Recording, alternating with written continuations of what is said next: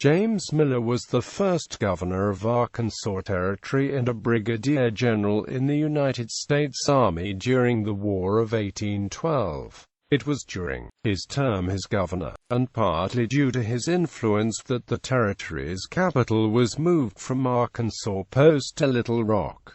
Early life. James Miller was born in Peterborough, New Hampshire, to James and Catherine Miller. He attended an academy at Amherst, Massachusetts, and then Williams College. After Martha's death, he married Ruth Flint. He had a law practice in Greenfield, New Hampshire, from 1803 to 1808. Military career. Miller joined the New Hampshire State Militia and commanded an artillery unit, until General Benjamin Pierce noticed him and recommended that he be commissioned as a major in the regular army. Miller joined with the 4th United States Infantry in 1808. In 1811, Miller's unit went to fight Indians in Vincennes, Indiana, where he was promoted to colonel. In May 1812, his regiment moved to Detroit, Michigan. He was the commander during the Battle of Maguaga. Shortly afterwards, Miller was taken prisoner in 1813 and was later exchanged. In 1814, Miller was colonel of the 21st Infantry Regiment and led his men in the capture of the British artillery at the Battle of Lundy's Lane. His "I will try, sir" quote became famous, and he earned the name of Hero of Lundy's Lane. He was awarded the Congressional Gold Medal in November 1814. Miller was made a brevet brigadier general by the U.S. Congress after the battle. Political career. Appointed governor of the Arkansas Territory on March 3, 1819, Miller resigned from the army, but did not leave New England for his governorship until September 1819.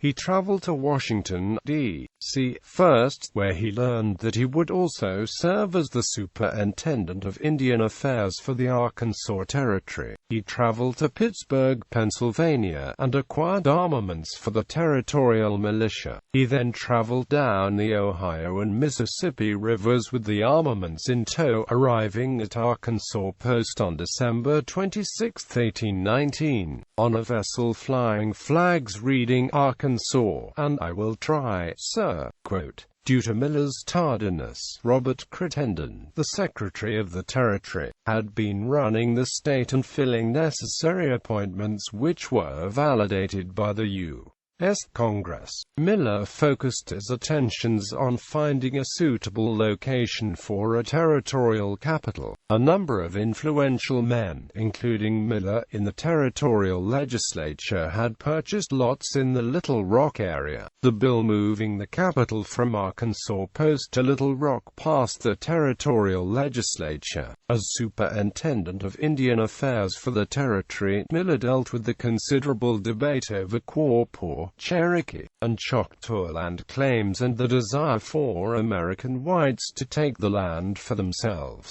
To make matters more confusing for Miller, warfare between the Cherokee and the Osage erupted within the territory in 1821. For the beginning of his term, it was clear that he did not plan to stay in Arkansas, as his wife remained in New Hampshire. Miller left the torrid Arkansas summer for cooler New Hampshire in April 1821, returning the following November. In his absences, Crittenden ran Arkansas and made decisions regarding the Native American problems. Finally, in June 1823, Miller left Arkansas and did not return at all that year. He held the post as governor of the Arkansas Territory from 1819 to 1824. In the fall of 1824, he was elected to the House of Representatives in New Hampshire but never took office. Instead, he was appointed Collector of Customs in Salem, Massachusetts, a post he served in until 1849. It is in this role that he is portrayed as the general in Nathaniel Hawthorne's The Custom House. An introductory to the Scarlet Letter. Death. Miller retired to his home in Temple, New Hampshire, where he died of a stroke. He was buried in Harmony Grove Cemetery in Salem, Massachusetts. honors and memberships. Miller was elected a member of the American Antiquarian Society in 1821. Legacy and memory. Miller County, Arkansas and Miller State Park in Peterborough, New Hampshire are both named after him.